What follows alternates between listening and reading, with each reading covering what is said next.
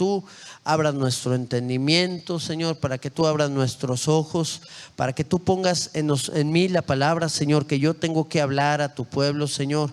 Permítenos conocerte cada día más y poder entender todas las cosas que tú hablas en tu palabra y caminar en tu verdad gloriosa. Que no nos desviemos ni un solo momento, Señor, sino que persistamos en caminar en las cosas a las cuales tú nos llamas.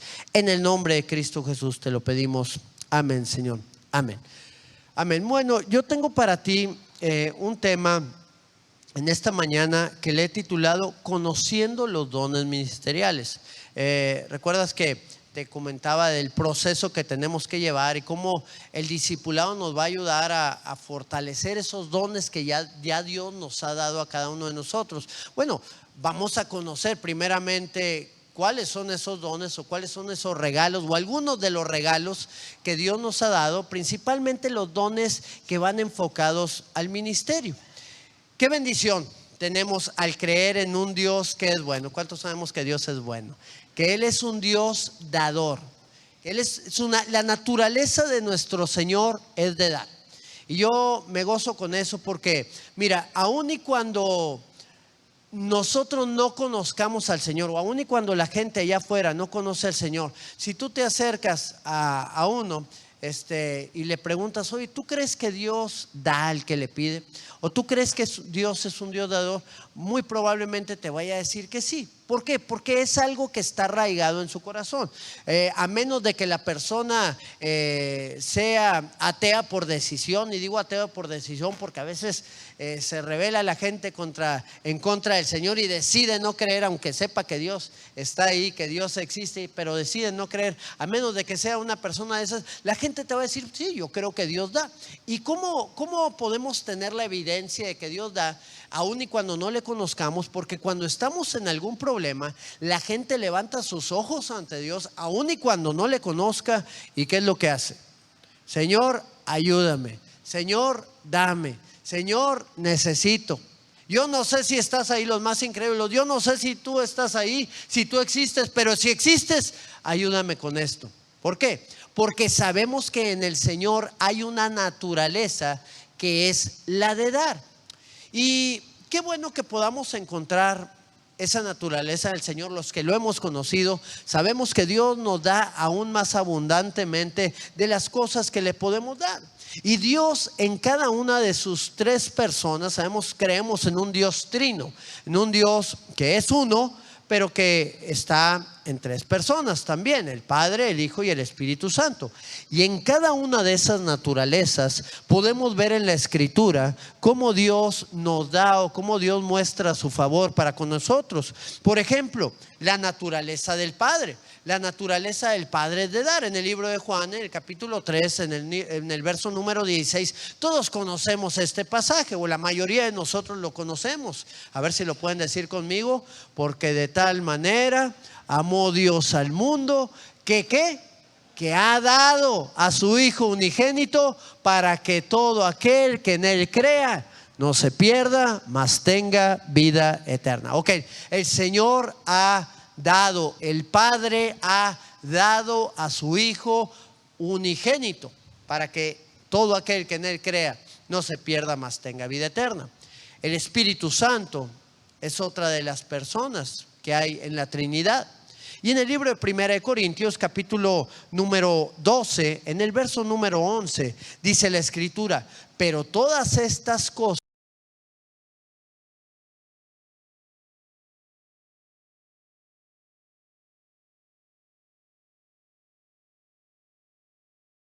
los dones ministeriales o espirituales que nosotros podamos ver en las Escrituras son repartidos por el Espíritu Santo, dándolos a quien Él quiere y en la cantidad o en el nivel que Él desea y anhela.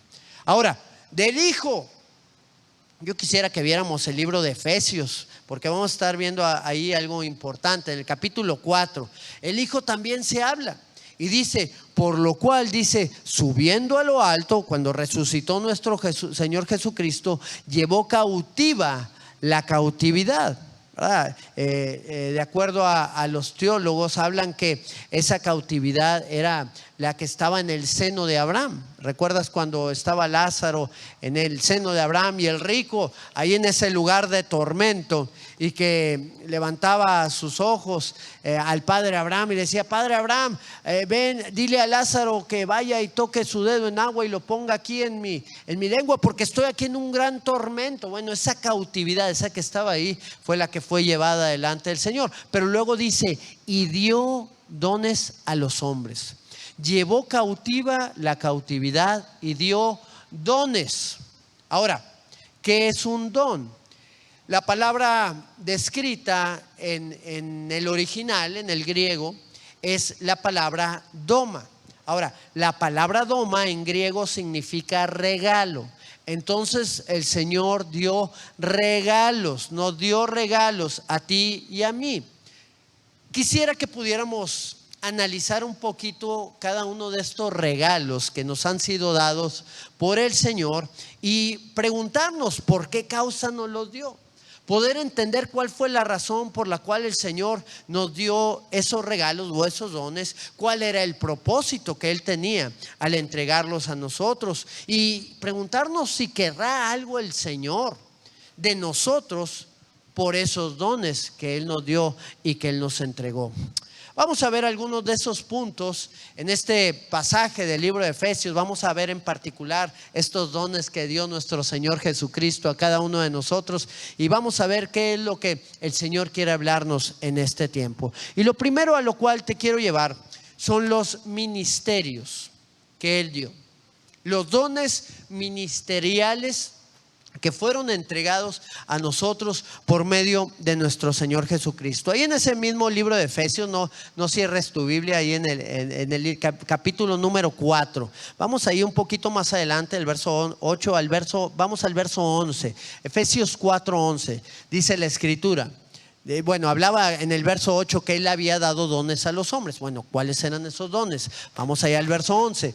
Y Él mismo constituyó a unos apóstoles, a otros profetas, a otros evangelistas, a otros pastores y maestros. Ok, vamos primeramente a ver cada una de estas dádivas que el Señor nos dio y cómo es que podemos participar de ellas, si es que el Señor ha puesto cada uno de estos dones en nosotros. Amén. La primera de ellas, la de los apóstoles. Muchos se ahorran el poder hablar mucho de este tema porque tienen una doctrina, una teología cesantista. ¿Cuál es una teología cesantista? En la cual especifican o creen que los dones ya cesaron, de acuerdo a algunos pasajes que pueden tomar, como que dice la Escritura que van a cesar las lenguas y que va a cesar la profecía, pero el amor nunca va a cesar. Ok, yo creo que sí, un día van a cesar las lenguas aquí en la tierra y va a cesar la profecía porque vamos a estar delante de la presencia del Señor. Pero bueno, yo creo en lo particular que los dones no han cesado. Yo creo en lo particular que los dones ministeriales que el Señor puso todavía están vigentes. ¿Y por qué lo creo? Porque creo que más que nombramientos son funciones que tenemos que ejercer en base al don que el Señor ha puesto en nosotros. No quiero dedicar todo el tema a hablar sobre esto, solamente quiero hablarte lo que yo puedo ver, lo que yo puedo entender y lo que quiero transmitirte a ti de acuerdo a lo que la palabra nos está dejando a cada uno de nosotros. Ahora, ¿cuál es la función? Hablamos de funciones, más que de nombres o más que de puestos que pueda dar el Señor. Aquí estamos viendo las funciones que el Señor levanta en la vida de la gente o las habilidades que vienen a través de esos dones que Él ha puesto en nosotros. ¿Cuál es la función que tiene que ejercer un apóstol? ¿Verdad? ¿Cómo es que realiza la actividad apostólica? Bueno, yo creo que para ver lo que hace un apóstol tenemos que analizar a uno de los apóstoles en las Escrituras, que fue el apóstol Pablo. ¿Cuál era la labor o cuál era la función que éste realizaba? Porque de aquí se va a desprender la función apostólica. Muy bien, la función apostólica viene cuando el apóstol empieza primeramente a fundar iglesias. una de las funciones del apóstol, yo te voy a dar solamente algunas pocas, una de las funciones del apóstol es fundar iglesias. El apóstol Pablo llegaba guiado por el Señor a un determinado lugar y levantaba un lugar de reunión que, de acuerdo a lo que el Señor hacía en ese lugar, a través del don del ministerio de ese apóstol, era hacer crecer ese lugar de reunión para que muchos conocieran al Señor y se pudiera dar un fruto abundante en ese lugar. Otra de las cosas que hace, otra de las funciones del apóstol es levantar pastores, establecer pastores. ¿Por qué? Por ejemplo, cuando el apóstol llegaba a algún lugar en especial, a alguna ciudad, guiado por el Señor, porque esto va en base es un proceso que va guiado por el Espíritu de Dios. Recuerda que en alguna ocasión Pablo se quería dirigir hacia Asia y el Espíritu Santo se lo impidió. Le dijo: no, vete hacia Macedonia. Ahí en sueños se le presentó un varón macedonio pidiéndole ayuda en la situación que estaba viviendo, y fue cuando se dirigió hacia Macedonia, que es ahí en Grecia, cerca de Grecia. Muy bien, entonces el Espíritu Santo guía al apóstol, llega a un lugar en particular y empieza a hablar con gente para poder después fundar una iglesia. Por ejemplo, uno de los dones que tenía mi padre, que ya está en la gloria del Señor, era ese don apostólico, y él tuvo un nombramiento apostólico. Él no buscaba ese nombramiento llegó en base a la dirección de Dios y a la función que él estaba realizando, porque él ya estaba realizando esa función apostólica aún antes de ser nombrado apóstol, cuando era pastor. Cuando él era pastor, déjame te platico un poquito qué era lo que hacía. Él de repente, una persona en otro lugar distinto a su congregación, tal vez un familiar de la congregación, le decía: pastor, ¿sabe que hay un problema con mi familia? Por ejemplo, la primera iglesia que fundó fue en la ciudad de Laredo, Texas. Tengo un problema familiar, ¿puede ayudarme? ¿Puede ir un día para allá? No, está bueno. Y va ese día y empieza a hablar con la familia y entregan su vida al Señor, los empieza a ministrar. De repente pues la familia se empieza a juntar a querer conocer un poco más de Dios, y le decía a mi padre: bueno, voy a ir el miércoles, voy a estar yendo los miércoles para hablar con ustedes. Y cada miércoles empezaba a ir. Entonces esa familia empezó a recibir más gente. Llegó un momento en donde ya la gente que recibían ya no se contenía en ese lugar, fueron a otro lugar de reunión, empezó a crecer más, fueron de 10 a 20 a 50 a 80 a 100, 150, hasta llegar al punto en donde tuvo que ser establecido un pastor en ese lugar. Lo mismo sucedió en San Antonio, lo mismo sucedió en la ciudad de Dallas, Texas, en la ciudad de Houston, Texas. Lo mismo sucedió en diversos lugares en donde pues se pudieron levantar todos esos ministerios, todas esas iglesias, aún en otros continentes, como allá en Italia, donde fue fundada una iglesia en la ciudad de Siena también, cuando se fue a predicar el evangelio en ese lugar y empezaron a convertirse personas y se levantó una congregación para gloria del Señor. Entonces es una función que el apóstol realiza. Otra de las funciones del apóstol no es solamente establecer una iglesia, poner un pastor ahí, sino ministrar a esos pastores. Eso era lo que hacía el apóstol Pablo. El apóstol Pablo llegaba a algún lugar, se establecía durante un tiempo, empezaba a crecer la congregación y llegaba un tiempo en donde decía: ok, ya se necesita levantar un pastor aquí, y alguien de su confianza, con integridad y con todas las características que Dios estaba moviendo y poniendo en él, pues era puesto en ese lugar. ¿Y qué era lo que sucedía? Que esa persona empezaba a crecer, y el apóstol Pablo salía para fundar otra iglesia en otro lugar. En este caso, el apóstol Pablo seguía en contacto con cada una de esas personas, no los dejaba. ¿Por qué? Porque se seguían levantando necesidades en la vida de cada uno de ellos. Por ejemplo, a Tito tuvo que mandarle cartas para poder hablar con él. No había teléfono, no había celulares, no había internet. Tenían que mandarle cartas para estar en contacto, cartas que nos dejan a nosotros para saber las instrucciones que le fueron dadas y que también las tenemos nosotros para caminar en ellas. A Timoteo fue otro de los pastores que pudo haber establecido, y muchas otras personas más, tanta gente que se levantó a través del ministerio de Pablo, que fueron guiados a través de su vida y de esa función apostólica. Actualmente hay mucha gente que no cree en el ministerio apostólico, pero están funcionando en ese ministerio, aún sin creer en ello. Puedes tú imaginarte. ¿Por qué? Porque tal vez no tengan el nombre de apóstoles, pero tienen el nombre tal vez de supervisores o de presidente o de, no sé, cualquier otro nombre que pueda tener la denominación para ese puesto en particular.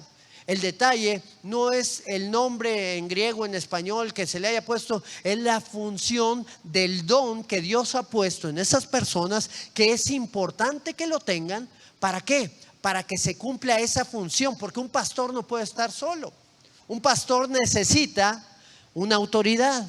¿Por qué? Porque el pastor tiene necesidades también. ¿Cuántos saben eso? También necesitamos ser ministrados, también necesitamos ser corregidos, también necesitamos instrucción, necesitamos conocimiento, necesitamos entendimiento de cosas para tener una claridad, para saber hacia dónde podamos guiarnos y hacia poder dirigirnos y ser de bendición para las ovejas. Todo tiene una característica especial que Dios ha puesto para que la iglesia pueda desarrollarse. Jesús pudo vivir y tener cada uno de los ministerios que el Señor ha dado también a cada uno de nosotros. ¿Ok? Fíjate muy bien ahí en el libro de Hebreos, en el capítulo 3, en el verso número 1, dice la palabra: por tanto, hermanos santos, participantes del llamamiento celestial. ¿Cuántos de esos hay aquí ahorita? Amén. Dice: consideren al apóstol y sumo sacerdote de nuestra profesión, a Cristo Jesús.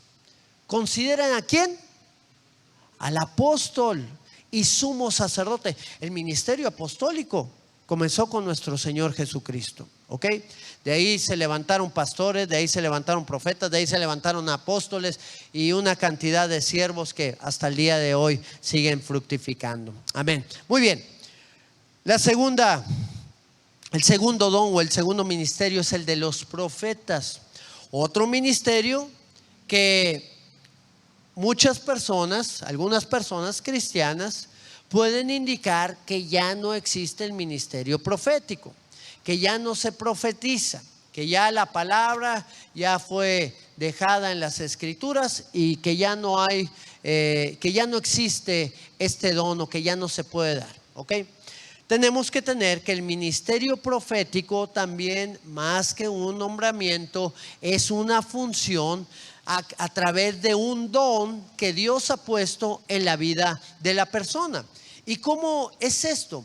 Esto se da porque el profeta cumple la función de poder transmitir al pueblo de Dios una palabra que le ha sido revelada por el Señor para exhortar, para ministrar o para traer dirección, entre muchas otras cuestiones que el Señor pueda estar guiando o dando a la vida del profeta para que sea escuchada la voz del Señor. Hay quienes niegan este ministerio, pero sin darse cuenta están cumpliendo con la función del profeta.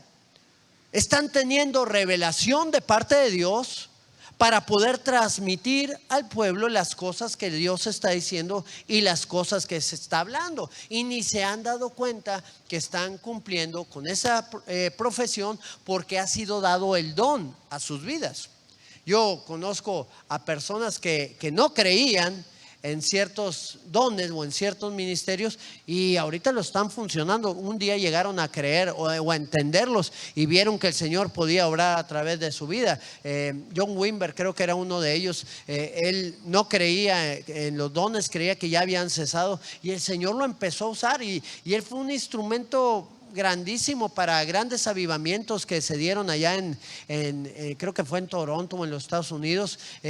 Dios hizo grandes cosas y grandes milagros a través de la vida de ese hombre. Y era un hombre que no creía en los dones y en los regalos que Dios podía dar. Creía que ya habían cesado, pero el Señor sigue obrando y sigue trabajando y sigue dando a los hombres cada una de estas cosas. Jesús también vivió y experimentó y pudo vivir o dar esa palabra profética a la vida de cada uno de nosotros. La dejó puesta en las escrituras. Él era un profeta también. Por eso la gente le preguntaba: ¿eres tú acaso el profeta que iba a venir? ¿Y por qué decían: ¿eres tú acaso el profeta que iba a venir? Bueno, en el libro de Deuteronomio, en el capítulo 18, verso 18, el Padre o el Señor, Dios le había profetizado a Moisés que él iba a hacer algo. Dice: profeta le levantaré de en medio de sus hermanos como tú, o sea, como Moisés, y pondré mis palabras en su boca y les hablará todo lo que yo les mandare. ¿Qué es lo que iba a hacer el profeta? El Señor iba a poner la palabra en su boca y este profeta iba a hablar todas las cosas que Dios le mandare. Pregunta: ¿Dios nos habla actualmente? ¿Ha dejado de hablarnos? ¿Ha dejado de decirnos cosas en particular que tenemos que decirle a otros? El Señor sigue hablando, el Señor se sigue revelando. El Señor sigue poniendo esa palabra profética en cada una de nuestras vidas. ¿O no has aconsejado a alguien y le has dicho: sabes qué?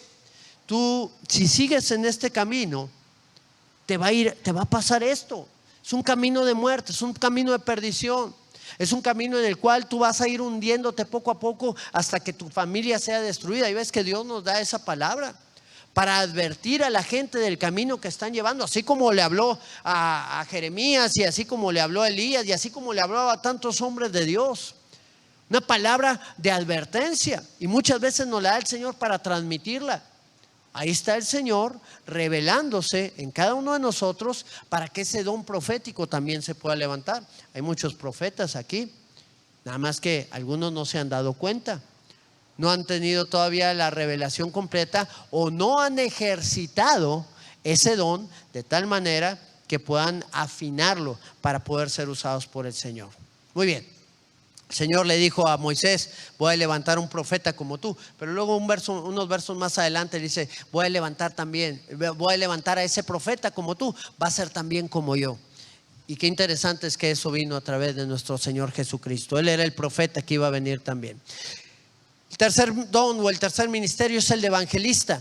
Segunda de Timoteo capítulo 4. En el verso número 5 dice la palabra: pero tú sé sobrio en todo. Este es uno de los pastores, Timoteo. A él le manda esta carta y le dice a Timoteo: Timoteo, tú sé sobrio en todo. Soporta las aflicciones.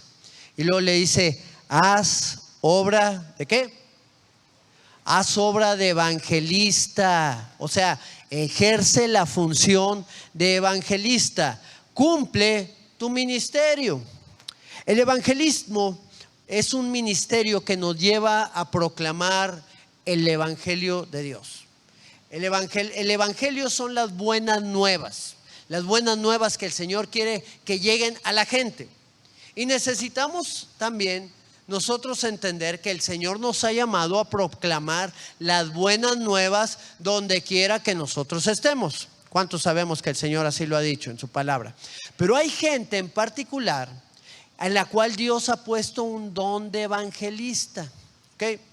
Yo recuerdo algunas personas que llenaban las iglesias, más que por la palabra que pudiera dar el pastor o cualquier cosa. Eran personas que tenían un don de evangelismo, que le predicaran, que le compartieran en la calle, donde quiera que estuvieran, a su familia, lo que sea.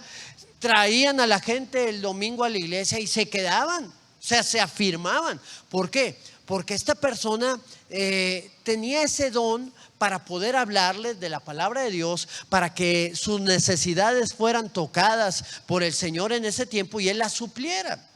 El don de evangelista es un don que no solamente va en las palabras, que no solamente es en la forma en la que nosotros compartimos, es un don que también va respaldado por el poder de Dios. Por eso el apóstol Pablo, que tenía este don de evangelista, porque él era un evangelista y aparte era un apóstol y aparte era un pastor y aparte daba una palabra profética y aparte era un maestro de las escrituras, él tenía todos los dones, así como el Señor Jesucristo lo tenía. Y el Señor le ha repartido a muchos diferentes tipos de dones, algunos 2, algunos 3, algunos 4, algunos los 5, ¿verdad? Los dones ministeriales. Pero aquí en particular el evangelista que era el apóstol Pablo le enseñaba a Timoteo: tú tienes que hacer la función de evangelista. Aunque tú seas un pastor, aunque tú tengas este don o este talento que el Señor ha puesto en ti, tú tienes que hacer evangelismo. O sea, tienes que predicar la palabra. Les hablaba de esta clase de personas, llenan las iglesias. ¿Por qué? Porque constantemente están compartiendo la palabra de Dios y Dios lo respalda. El apóstol Pablo dijo: porque ni mi predicación ni mi palabra fue basada en palabras persuasivas de humana sabiduría, sino también fue llena del poder de Dios, fue respaldada por el poder de Dios. Y así es el evangelista. Tiene una palabra respaldada por el poder de Dios, porque llega con el que está enfermo y le dice: ¿sabes qué? Dios te puede sanar, Dios puede transformar tu vida si tú le entregas tu vida a Él. Y oran por el enfermo cree y este es sanado y es salvo también. Y empieza a caminar en los caminos del Señor, empieza a caminar en los pasos en los cuales el Señor quiere llevarlos. Esa es la manera en la cual el evangelista trabaja. O va con aquel que está oprimido, aquel que vive en depresión, aquel que vive con resentimientos, aquel que está atado a los vicios o a cualquier otra situación, pornografía, adulterio, lo que sea, y va y le da la palabra del Señor. Son libres, son sanos, son salvos y ahora están caminando en el Señor. Todo a través de alguien que estaba ejercitando el don de evangelista. ¿Ok? Entonces, nuestro Señor Jesucristo también fue un evangelista. Ahí en el libro de Marcos, en el capítulo número 1, en el verso número 14, vamos a dar lectura también al verso 15, dice la palabra: después de que Juan el Bautista, fue encarcelado, Jesús vino a Galilea predicando el evangelio del reino de Dios. Verso 15, diciendo: el tiempo se ha cumplido y el reino de Dios se ha acercado. Arrepentíos y creed en el evangelio, crean en las buenas nuevas. Fueron las palabras que el Señor Jesucristo estaba dando. Y qué importante es que así como Él fue evangelista, así como Él nos mandó a hacerlo, nosotros también tenemos que poner por obra ese ministerio. ¿Cuántos evangelistas hay aquí? ¿Cuántas personas que tienen el don? ¿Cuántas personas que pueden fructificar en otros? Recuerda que la labor se da en cada uno de nosotros, para que a medida que nosotros unidos podamos hacer lo que Dios nos ha mandado y podamos dar un fruto abundante. Ok, vamos al otro nivel, el de pastor. Muy bien, entonces el pastor es alguien que también realiza otra función. La función del pastor es atender el rebaño. Este es otro de los dones ministeriales que podemos ver en este pasaje.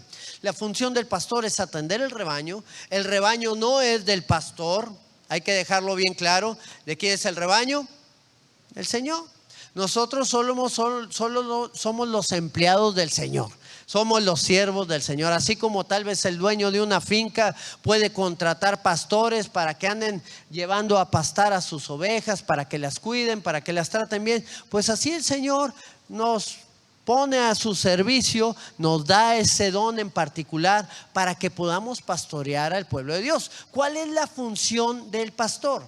La función del pastor es primeramente pues llevar a alimentar al rebaño.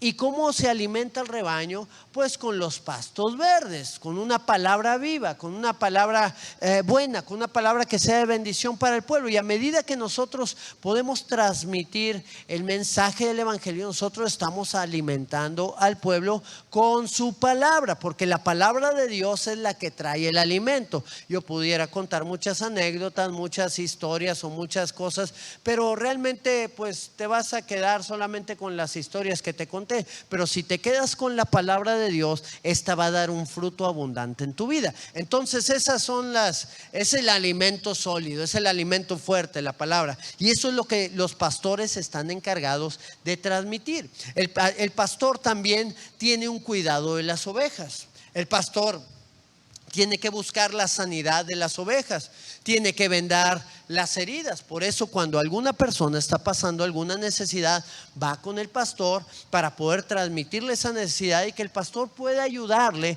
en esa dificultad que está enfrentando. Cuando nosotros hacemos eso, pues tenemos una libertad primeramente para poder expresarnos. Segundo, sabemos una dirección que sabemos que Dios le ha dado al pastor, o que le va a dar, si es que no la tiene, para poder guiarme en la dirección correcta. Y es de bendición. Nos necesitamos unos a otros, y el ministerio del pastorado es muy importante. Así como los apóstoles pastorean a los pastores pastorean al rebaño. ¿Por qué? Porque pues los apóstoles no pueden llegar a toda la gente. Igual cuando Yetro le dijo a Moisés, le dijo: si tú atiendes a todo el pueblo, vas a quedar aquí. Tú tienes que poner gente que esté sobre gente, ¿verdad? Y le dio las cantidades en las cuales tenían que poner a cada uno para que fueran escalando los problemas o las dificultades en cada uno de esos niveles. Y el pastor es uno de los primeros niveles en donde vienen las necesidades. Se tratan, se arreglan, y si no se pueden arreglar, pues ya escalamos al siguiente nivel, y todos juntos como el cuerpo de Cristo podemos fructificar y levantarnos. Jesús también tenía el ministerio del pastor. Ahí en el libro de Juan, en el capítulo 10, en el verso número 14, dice la palabra: yo soy, ¿quién? El buen pastor, y conozco mis ovejas, y las mías me conocen. Las ovejas conocen al pastor, escuchan su voz y se guían hacia esa dirección. Hay muchos que no tienen el nombramiento de pastor, pero están ejerciendo esa función. ¿Por qué? Porque Dios ha puesto ese don en sus vidas. Porque lo primero que nosotros somos, los varones que tienen familia, pues somos pastores de nuestra casa. Y tenemos que ministrarlos, tenemos que darles el alimento. El pastor es el encargado de darles el alimento a las ovejas. El padre es el indicado de llevarle el alimento a los hijos, para que estos puedan conocer, puedan alimentarse, vean esa figura de autoridad que Dios ha puesto en particular. El pastor lleva el alimento a su pareja, a su esposa también, para que pueda fructificar, para que pueda ser bendecida, para que pueda ser levantada. Este ministerio es un ministerio de servicio, y es un don que Dios ha dado. Y por último, el ministerio o el don de maestro. Es otro de los dones, o de los regalos, o las capacidades que Dios ha dado a una persona para ejercer en el ministerio. El maestro es el que da el crecimiento en el conocimiento de Dios. Esta es la función del maestro: da el crecimiento en el conocimiento de Dios. Es el que muestra el camino y la dirección en que las iglesias pues deben de andar. Un maestro transmite una enseñanza al pueblo de Dios para que pueda meditarlo, asimilarlo y aplicarlo en su vida. El maestro tiene una facilidad para que las cosas difíciles sean vistas como cosas sencillas. El maestro tiene una habilidad para que aquellos que escuchan puedan aplicar lo que les están diciendo. ¿De qué sirve que yo te pueda hablar de pasajes de las 7 ruedas de Ezequiel, o de las bestias del Apocalipsis, y cómo le hago para aplicarlo en mi vida? ¿Verdad? ¿Cómo hago los cambios? ¿O de qué me sirve conocer de las 7 ruedas? Bueno, el maestro tiene que transmitir esa información, digerirla, filtrarla, y decirte: mira, lo que tienes que hacer es amar a tu esposa. Mira, eso significan las 7 ruedas de Ezequiel. No lo sabía. Las ruedas con ojos. Bueno, no significa eso, ¿verdad? Pero es un ejemplo que les doy. El maestro es un don que el Señor ha dado, y Él también, Jesucristo, lo ejerció. Ahí en el libro de Juan, en el capítulo 3, en el verso número 2, dice la palabra: este vino a Jesús de noche. Está hablando de Nicodemo. ¿Recuerdas? Nicodemo era un maestro de la ley. Y viene a Jesús de noche y le dice: rabí. ¿Qué significa rabí?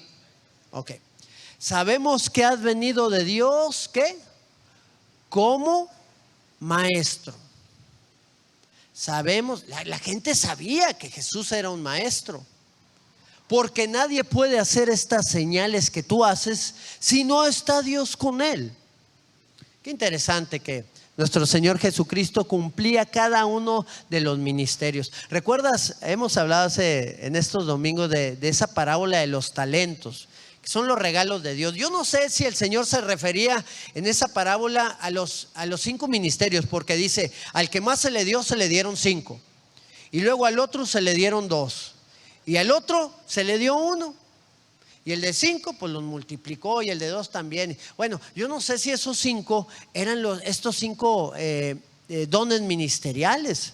Hay gente que tiene el ministerio apostólico, tiene un don apostólico. Hay gente que tiene un don de pastorado. Hay gente que tiene un don de evangelista. Hay gente que tiene un don de profeta. Es muy sensible a la voz de Dios para poderla transmitir. Y hay gente que es muy buen maestro, que Dios ha puesto esos 5 dones. Habrá otros que tal vez sean solamente evangelistas y maestros. Habrá otro que sea solamente tal vez profeta. Pero ya cuando le habla a la gente, pues dice, no, tú no vas a ser, tú no eres mi pastor, ¿verdad? Porque no, tal vez no sabe comunicarse correctamente, ¿verdad? Tal vez Jeremías no era un buen pastor para muchos, porque les hablaba juicio y juicio y juicio, pero era una verdad de Dios, y Dios estaba hablando a través de su vida. Por eso él era profeta. Qué interesante es cada uno de estos regalos. Ahora, vamos a la segunda parte, o al segundo punto, mejor dicho, porque son varias partes. Al segundo punto, ¿de qué sirven estos regalos? ¿O cuál es el propósito de estos regalos? Vamos allá al libro de Efesios, capítulo 4, en el verso número 12. Vamos al siguiente versículo. Dice, ¿para qué sirven todos estos dones, apóstoles, profetas, maestros, pastores, evangelistas? Pues sirven para perfeccionar. El propósito es perfeccionar a los santos para la obra del ministerio. ¿Cuántos santos hay aquí? ¿Cuántos santos sabemos aquí? Amén. Sirven estos ministerios para perfeccionarnos para la obra del ministerio, para la edificación del cuerpo de Cristo. Por eso es tan importante formar parte de una iglesia. ¿Por qué? Porque es más difícil andar solo. Porque si tú vas solo, no hay quien te apoye, no hay quien te ayude, no hay quien te fortalezca, no hay quien te dé esa palabra de ánimo, no hay quien te diga, ¿sabes qué? Mira, tienes que hacer esto, tienes que hacer aquello. No hay quien te anime a seguir prevaleciendo en el camino del Señor. Pero cuando tú eres parte de la obra del Señor, cuando tú te fortaleces en el Señor, me pueden ayudar para que no distraigan los lobitos. Cuando tú estás formando parte de la obra del Señor, entonces lo que sucede es que empiezas a recibir instrucción del pastor. Oye, el pastor no me puede ayudar.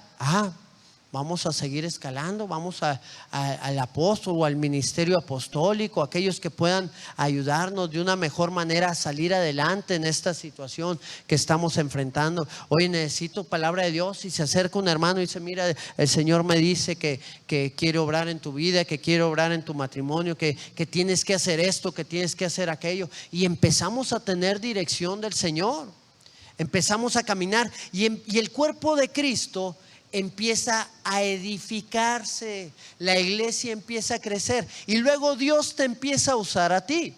Tal vez tú puedas venir primeramente por tus necesidades, pero luego esas necesidades las suple el Señor, y luego te empieza a usar para ser un instrumento en sus manos para cumplir la labor a la cual Él nos ha llamado. Nos perfecciona el Señor. Pero si no hay nadie que te diga que vas en el camino incorrecto, o que no estás haciendo las cosas bien, o que necesitas hacer esto o hacer lo otro, pues ¿cómo vas a alcanzar ese perfeccionamiento? Sabemos que perfectos solamente hay uno, pero sabemos que perfeccionados podemos ser todos, porque podemos ser perfeccionados a como éramos el día de ayer, el día de ahora. Amén.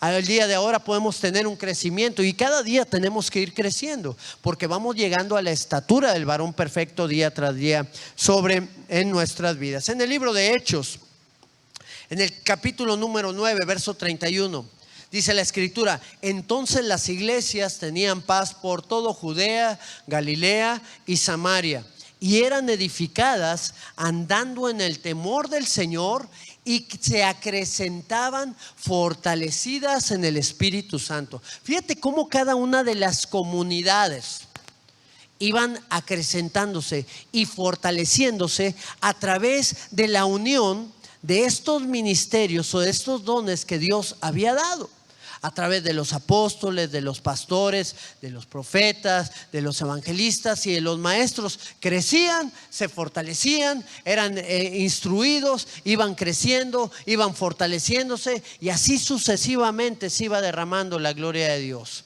No todos forman parte de estos 5 ministerios, pero definitivamente todos tenemos algo de ellos.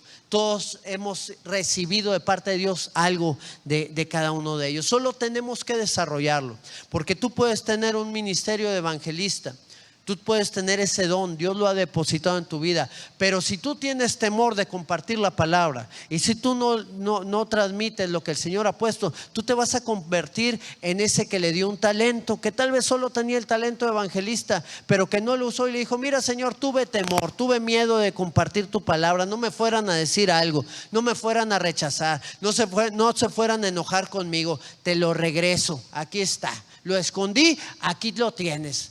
¿Qué le va a decir el Señor a esa persona? Mal siervo y negligente, ¿verdad?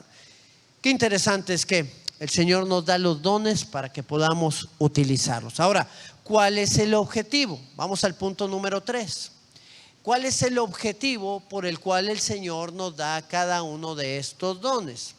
Bueno, en el verso número 13, Efesios 4, en el verso número 13, dice la palabra: hasta que todos lleguemos a la unidad de la fe y del conocimiento del Hijo de Dios, a un varón perfecto, a la medida de la estatura de la plenitud de Cristo. ¿A dónde nos quiere llevar el Señor? A ser perfeccionados hasta llegar a la plenitud de Cristo. Pero primero dice que tenemos que llegar a la unidad de la fe. ¿Cómo vamos a ser unidos en la fe? Bueno, a través de cada uno de estos ministerios: del ministerio apostólico, del ministerio pastoral, de la palabra profética, del evangelismo y de la enseñanza.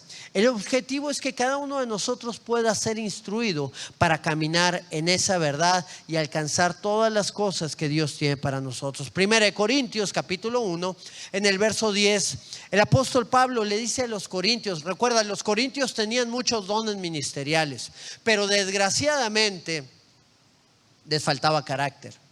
Tenían pleitos, había contiendas, y les escribe y les dice: les ruego, hermanos, por el nombre de nuestro Señor Jesucristo.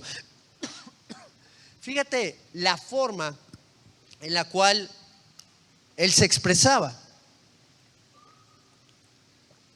les ruego por el nombre de nuestro Señor Jesucristo. Como que era una rogativa muy fuerte la que tenía el apóstol Pablo. ¿Y qué les decía? Que hablen todos una misma cosa, y que no haya entre ustedes divisiones, sino que estén perfectamente unidos en una misma mente y en un mismo parecer. Esto se lo decía a la iglesia primitiva, a la primera iglesia que se estaba, bueno, las primeras iglesias que se le estaban levantando después de haber ido Jesucristo a la gloria. Estaba comenzando el ministerio, la era cristiana, y las primeras iglesias ya se estaban dividiendo. Ya había problemas, ya había divisiones, ya había falsas herejías, falsas doctrinas, herejías, un montón de cosas que se estaban levantando. Por eso Jesús oraba: Señor, que sean como tú y como yo, así como nosotros, que sean estos, que sean uno. El apóstol Pablo les decía: le ruego en el nombre del Señor Jesucristo, sean uno, hablen todos una misma cosa, crean esa verdad, la verdad que el Señor nos ha hablado. Hay un problema con todo esto, porque muchas veces tenemos tradiciones que el problema no es tener tradiciones, porque pues por ejemplo la tradición aquí en México es comer con cubiertos, la tradición en la India es comer con la mano. Ahora, ¿te lleva al infierno, te lleva al cielo alguna de ellas? No, no importa, ¿verdad? Sí, una vez llegó a la casa una misionera de la India y le dieron, ese aguacate sí, a mí me gusta mucho. Ok, bueno, aquí está. Y le dieron ahí un cuchillito para que lo partiera. Y no, ella con sus manos lo empezó a pelar y lo empezó así a hacer guacamole, ¿verdad? Y ahí en el platito, ¿verdad? ¿Alguien quiere? Dijo, no, no, gracias. Y pues son cosas que no afectan. Por ejemplo, si tú crees que el Señor Jesucristo va a venir después de la tribulación, o si crees que va a venir antes, o si crees que va a venir durante, pues no afecta nuestra relación con los hermanos. Ya si tú no crees que Jesús es Dios, pues ahí sí afecta. Ahí ya no andamos en unidad, porque nosotros creemos que Jesús es Dios, es parte de la Trinidad. Si tú no crees en el Padre, o no sé, alguna otra doctrina que haya salido por ahí, que no vaya conforme a la voluntad de Dios, pues ya es un problema y no podemos caminar en unidad de esa manera. Tenemos que llegar a la unidad de la fe. ¿Y a cuál unidad de la fe? Pues a la verdad gloriosa de nuestro Señor Jesucristo. Creerle a Él, creerle a sus caminos, creer a la verdad que Él ha establecido en su palabra sin filtros. Por ejemplo, los testigos de Jehová no creen que Jesús es Dios. Nosotros no podemos unirnos con ellos porque no somos ecumenistas. No se trata de, bueno, sí vengan todas las religiones y cada quien ore a su Dios y que Dios nos responda. Así como lo hicieron los hombres ahí en la barca junto con Jonás. Pues que cada uno, mientras veían cómo las olas los iban hundiendo, decían, clamen a su Dios cada uno. Y clamaron todos a su Dios y su Dios les respondió. No, ya levantaron a Jonás y dijo, no es por culpa de ustedes, es por culpa mía. Yo soy el siervo del verdadero Dios y si ustedes me avientan al agua, todo se va a calmar. A ver, pum, lo avientan y hubo una gran bonanza, ¿verdad? Y todo se calmó. ¿A causa de qué? De que hay una verdad, hay una doctrina.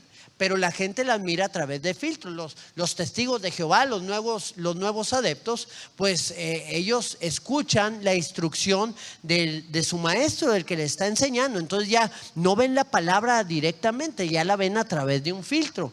Pero te aseguro que si le piden revelación de Dios y se meten a la palabra, no a la que ellos tienen, que está un poquito cambiada para afirmar sus doctrinas, sino a la original, a lo que el Señor habló desde un principio y que fue escrito ahí, entonces ellos van a ver realmente la verdad en la cual tienen que caminar. Y bueno, tenemos que llegar a la unidad de la fe y para eso se utilizan estos ministerios. Ahora, ¿cuál es el problema? Punto 4. ¿Cuál es el problema que muchos de nosotros podemos estar llevando, que estamos cargando? Verso número 14, Efesios número 4, verso número 14. Para que ya no seamos niños fluctuantes, llevados por doquier de todo viento de doctrina, por estratagema de hombres que para engañar emplean con astucia las artimañas del error. Ok, la gente cae en errores. La gente cae en malas enseñanzas dictadas o dichas por gente que aunque se las conoce muy bien, pues están incorrectas. Hay veces que la gente se sabe de pe a pa la mentira, ¿verdad? Ya la rebuscó, ya la confirmó, ya la creyó y la transmite y los que la escuchan se la creen de tan bien que se la sabe. Bueno, cuando nosotros tenemos estos ministerios dentro del cuerpo, entonces podemos pedir instrucción, entonces podemos ser enseñados, entonces podemos ser guiados. La gente que anda sola se pierde por cualquier doctrina que le parezca que va acorde a sus deseos o a lo que ellos quieren hacer. Y eso no es así. ¿Por qué? Porque nos va a llevar a caminar en el error. El problema que cargamos es que muchas veces nos convertimos en niños fluctuantes y somos arrastrados por cualquier corriente con la necesidad de salir de nuestro problema, con la necesidad de salir de nuestra situación. Le creemos a cualquiera que tiene una pastilla o un medicamento para nosotros y no creemos a las verdades divinas y a los principios que Dios ha establecido para que caminemos en ellos. Ahora, vamos a la solución final. El Señor ya no quiere que seamos niños fluctuantes. Efesios 4, verso 15. Sino que siguiendo la verdad en amor. Efesios 4, verso 15. Sino que siguiendo la verdad en amor, crezcamos en todo en aquel que es la cabeza. Esto es Cristo. ¿Qué tenemos que hacer? Seguir la verdad. Primeramente, tenemos que tomar el camino correcto. Primeramente, tenemos que ser guiados en base a la dirección que Dios tiene para nosotros. Cuando nosotros seguimos la verdad del Señor, pues entonces vamos a poder caminar en victoria en todo lo que enfrentemos. Pero luego dice, sigue la verdad, pero síguela en amor. Las Escrituras hablan de cómo se corrigen las cosas, cómo se corrigen los problemas. Dice la Escritura, con misericordia y verdad se corrige el asunto. Si nosotros hablamos pura verdad, pues nos vamos a convertir tal vez en personas que, aunque les estemos hablando la verdad a la gente, pues no nos las quieran escuchar o no quieran poner atención a ellas, porque la forma en la que hablamos no es la conveniente. La forma en la que decimos las cosas no es la correcta. Tenemos que hablar la verdad, pero tenemos que hablarla en amor. Tampoco podemos hablar puro amor sin verdad. No, si no te preocupes, Dios te ama. Tú haz lo que quieras. ¿Quieres vivir en adulterio? No hay problema, tú síguele en el adulterio. Dios tiene un plan para tu vida y un día lo va a cumplir. Dios tiene un día para ti. Ya tú síguele en tu situación.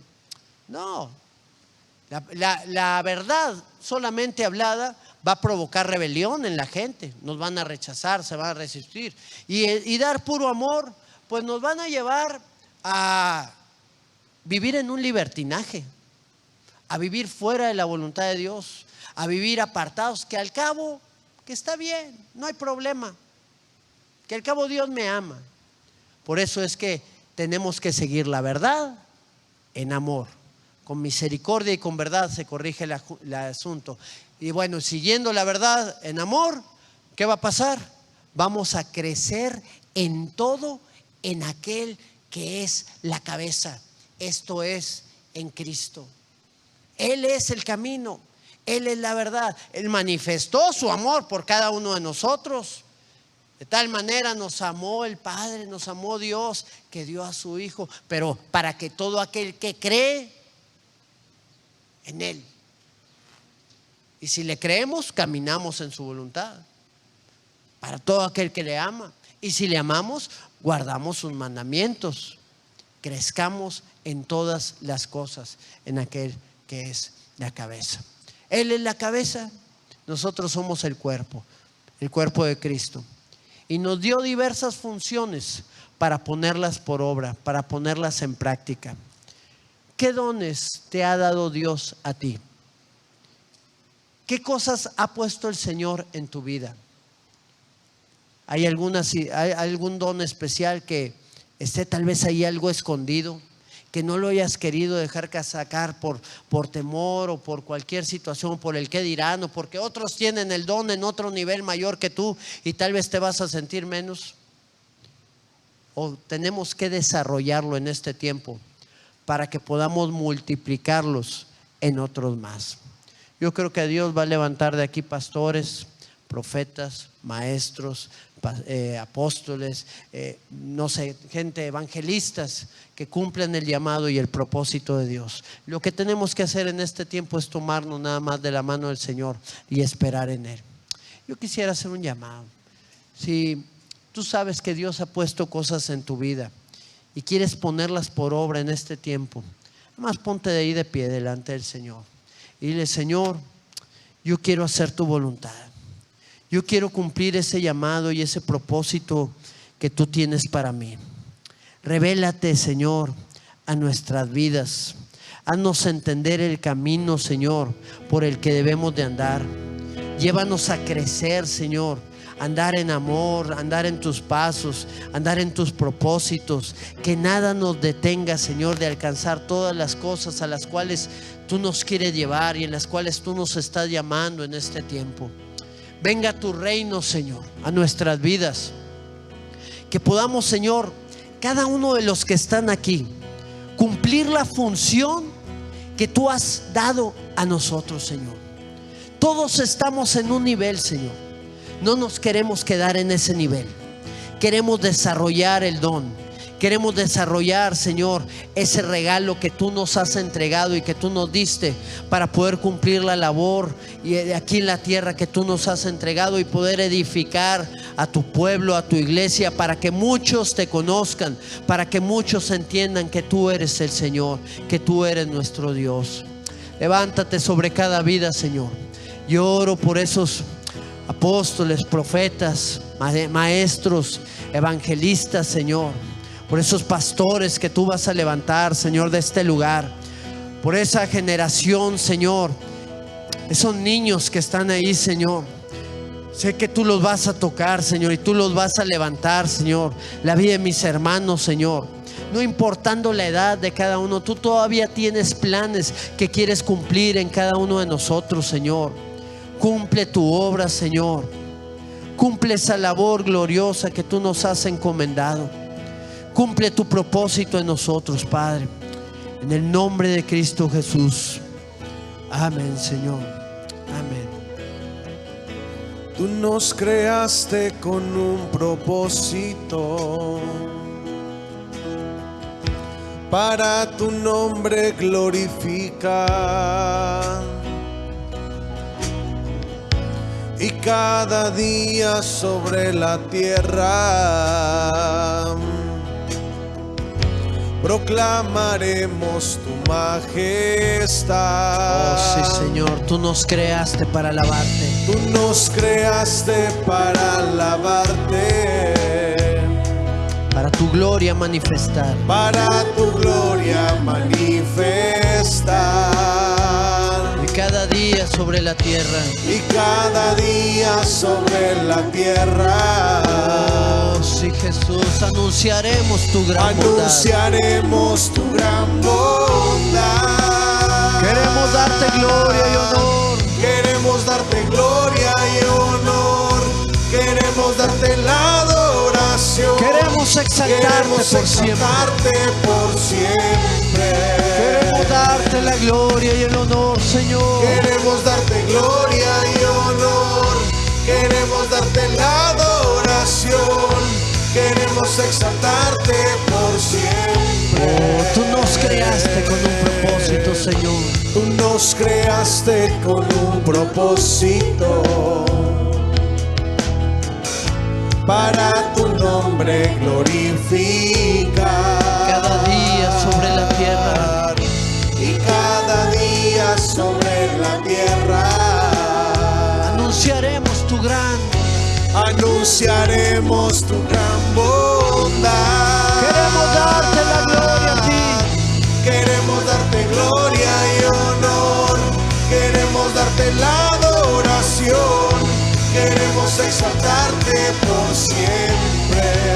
Hoy queremos darte la gloria, Señor. Queremos darte gloria y honor. Queremos darte la adoración. Queremos exaltarte por siempre. A tus pies rindo todo lo que tengo, Señor. Y mi devoción entera solo a ti te la doy. Y mi devoción entera solo a ti te la doy. Hoy queremos darte la gloria, Señor. Queremos darte gloria y honor. Queremos darte la adoración. Queremos exaltarte por siempre. Recibe la gloria, Señor. Queremos darte gloria y honor. Queremos darte la adoración. Queremos exaltarte por siempre. Oh Dios eterno, tú has levantado, Señor, vidas en este lugar. Tú has puesto tus ojos en la vida de mis hermanos, Señor. Y tú nos estás dando la oportunidad